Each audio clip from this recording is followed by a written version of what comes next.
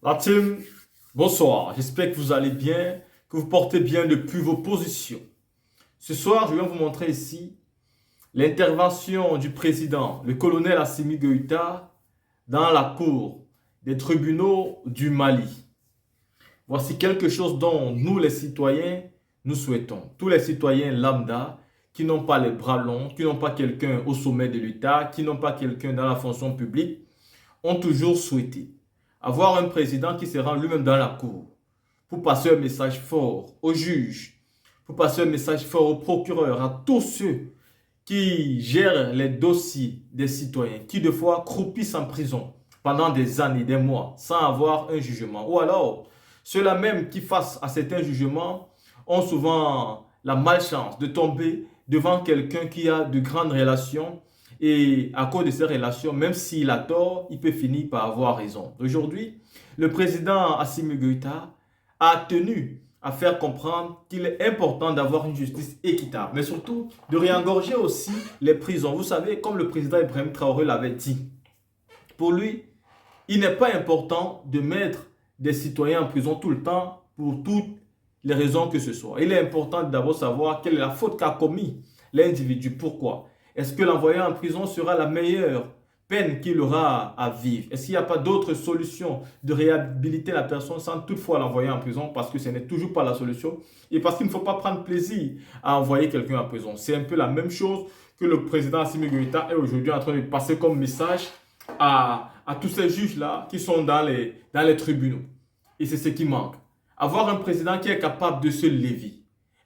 De se lever, de quitter sa position présidentielle et d'aller vivre les réalités des populations, aller comprendre ce qu'endurent les populations, aller comprendre pourquoi les populations ont besoin de sa voix, de son soutien. Vous savez, nous pouvons parler 1000 fois, mais nous n'avons pas les armes et nous n'avons pas le pouvoir.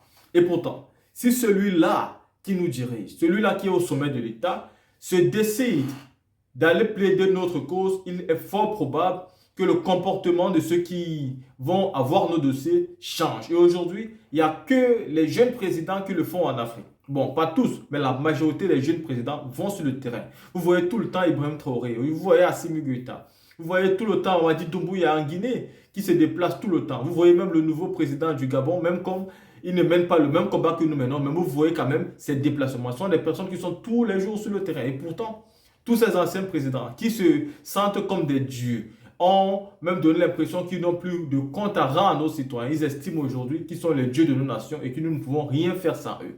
Voilà pourquoi nous n'avons plus besoin d'eux. Nous avons besoin des personnes qui iront sur le terrain, comprendre nos réalités, comprendre nos difficultés pour essayer au moins de nous rendre la vie plus facile. Parce que si vous n'allez pas sur le terrain, vous n'allez jamais comprendre ce que le bas peuple souffre et traverse. La team, écoutons ici le colonel, président de la transition du Mali, chef de l'État, Assimi Goïta. Écoutons ensemble la team. L'alarme sonne pour les cours et tribunaux. Le garant de l'indépendance du pouvoir judiciaire, premier magistrat, le colonel Assimi Goïta, vient l'activer à la plus haute juridiction du Mali, la Cour suprême, signe du démarrage de toutes les activités judiciaires au titre de 2023-2024. Début d'un cérémonial particulier.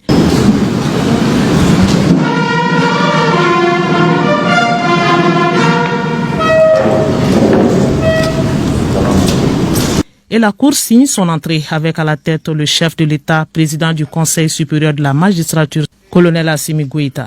Et à l'appel du Mali, la République se met debout.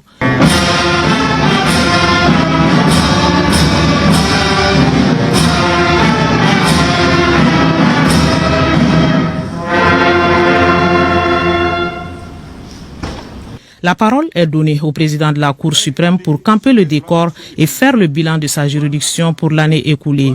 3 autres interventions ont suivi, parmi lesquelles celle du rapporteur général avec une remarquable voix féminine pour l'une des rares fois dans la grande famille judiciaire. Les discours du procureur général de la Cour suprême et du bâtonnier sur le thème et le redressement de la justice ont bouclé cette série. Place à présent à la réponse du président de la transition, le colonel Assimi Goïta, a d'abord attiré l'attention sur le thème justice et citoyenneté dans le Mali nouveau. Un Mali débarrassé des pesanteurs nuisibles à son développement. La justice est un pilier important puisque dissuasive. Ce thème s'inscrit en droite ligne des préoccupations de l'ère de notre pays qui veut sortir des crises multidimensionnelles qui affectent son développement.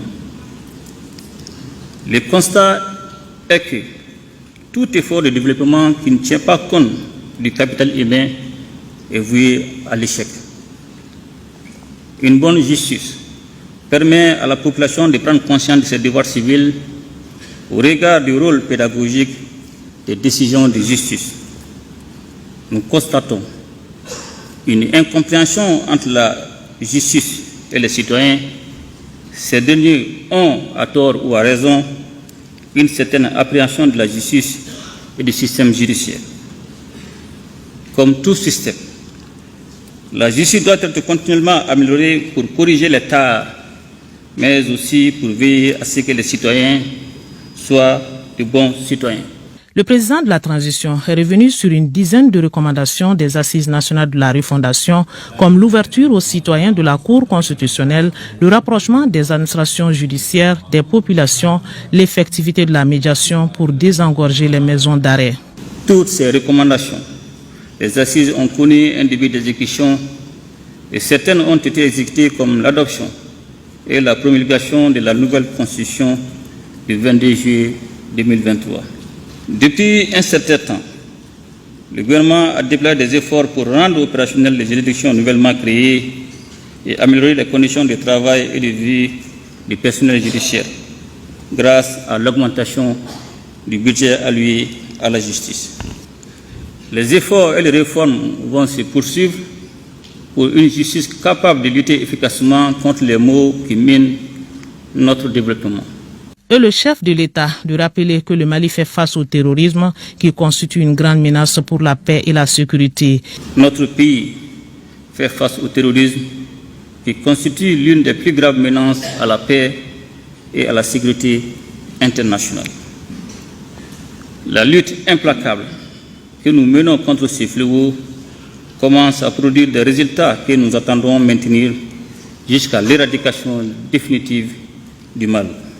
Nous rappelons à tous les membres du personnel judiciaire leur sacerdoce et nous invitons les citoyens à respecter leurs devoirs de citoyens en respectant les lois de la République et en œuvrant pour une justice indépendante. C'est le lieu d'engager la justice à trouver des réponses juridiques nationales adéquates qui mettent fin à l'impunité dont pensent bénéficier certains criminels.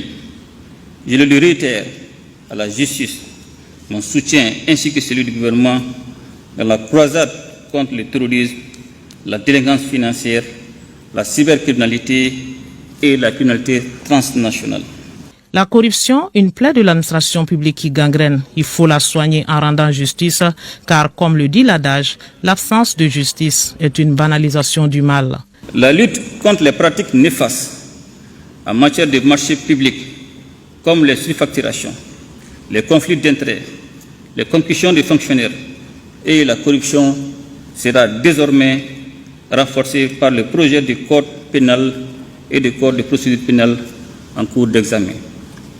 La traque des délinquants financiers va continuer aussi bien au niveau du pôle judiciaire spécialisé qu'au niveau du cabinet d'instruction de la Cour suprême.